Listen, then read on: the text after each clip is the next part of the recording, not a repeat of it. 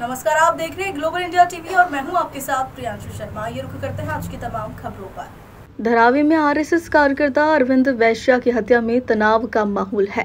Mumbai police ने धारावी बिगड़ती हालत को काबू में किया है। धारावी में आज 1,500 हिंदू समर्थक शव यात्रा में शामिल हुए। इस शव यात्रा में एक इमारत पर पथराव किया है। इसके बाद धारावी इलाके में दुकानों में तोड़फोड़ हुई है। धारावी में माहौल खराब न हो, इसे देखते हुए पुलिस के जगह जगह भारी बंदोबस्त के बीच अरविंद वैश्य के शव का अंतिम संस्कार किया है।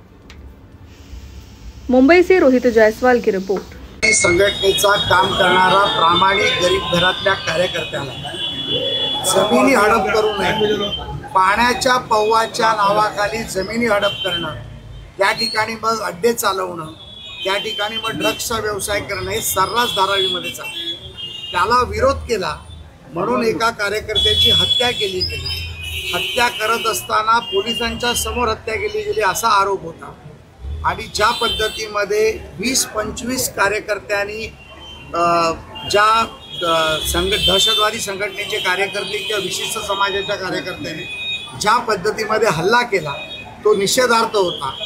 आज दुपारी मी इकडे आलो, 2 आरोपींना अटक केली। पोलिसांनी महापालिकेच्या कॅमेऱ्याच्या आणि पोलीसच्या कॅमेऱ्याच्या आणि तिकडच्या असलेल्या व्यावसायिक दुकानदारांच्या कॅमेऱ्याचे फुटेज आणले।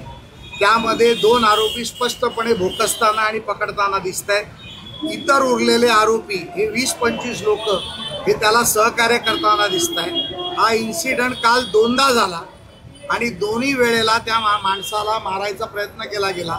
त्यामुळे आता आलेले ॲडिशनल कमिशनर अनिल पारसकरजी, या झोनच्या DCP सौभाग्यवती तेजस्विनी सातपुतेजी यांनी सर्व आरोपींना तात्काळ अटक केली जाईल हे मला प्रॉमिस केलं।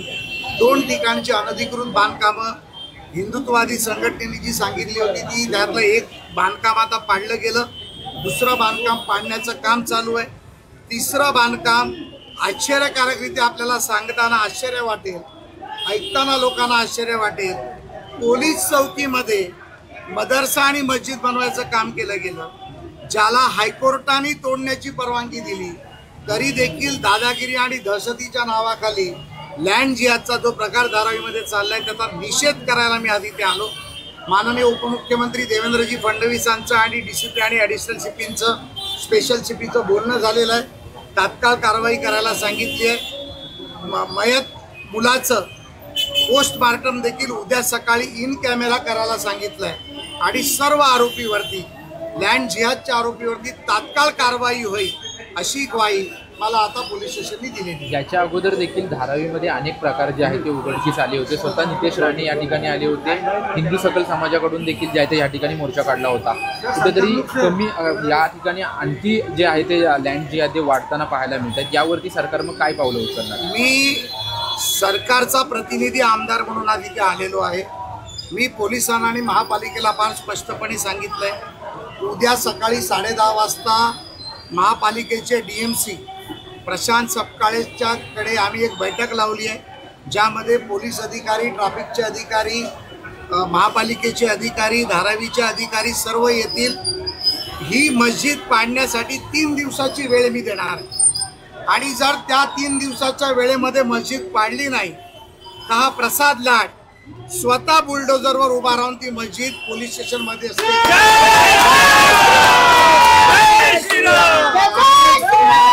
धारावी मधले असे अनधिकृत बांधकामं आम्ही शोधून पाडणार, ड्रग्स माफियांचा विनाश करणार आणि जी लोक अशा पद्धतीमध्ये हिंदुत्ववादी लोकांना घाबरवण्याचं काम करतात त्यांचा नायनाट झाल्याशिवाय आता आम्ही गप्प बसणार। स्थानिक आमदारांचा या सर्व गुन्ह्यांवरती असेल किंवा यांच्यावरती वरदच काय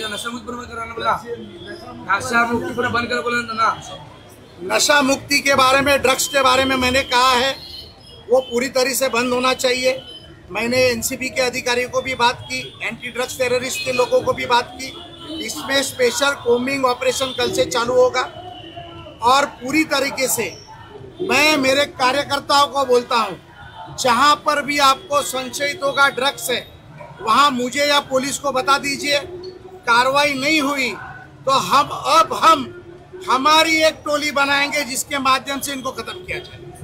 याच्या अगोदर या ठिकाणी आमदार होते, ते आता खासदार झालेले आहेत, त्यांचा कुठेतरी ह्या आरोपींवरती बरदास्त आहे किंवा हे सर्वच्या सर्व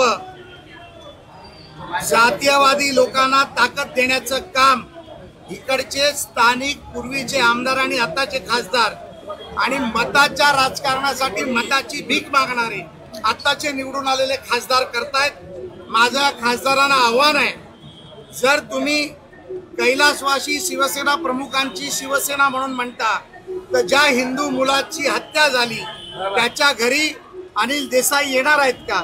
त्याच्या घरी वर्षा गायकवाड येणार आहेत का? हा माझा सवाल आहे। आम्ही कोणी येऊ न येऊ आम्ही भीक घालत नाही।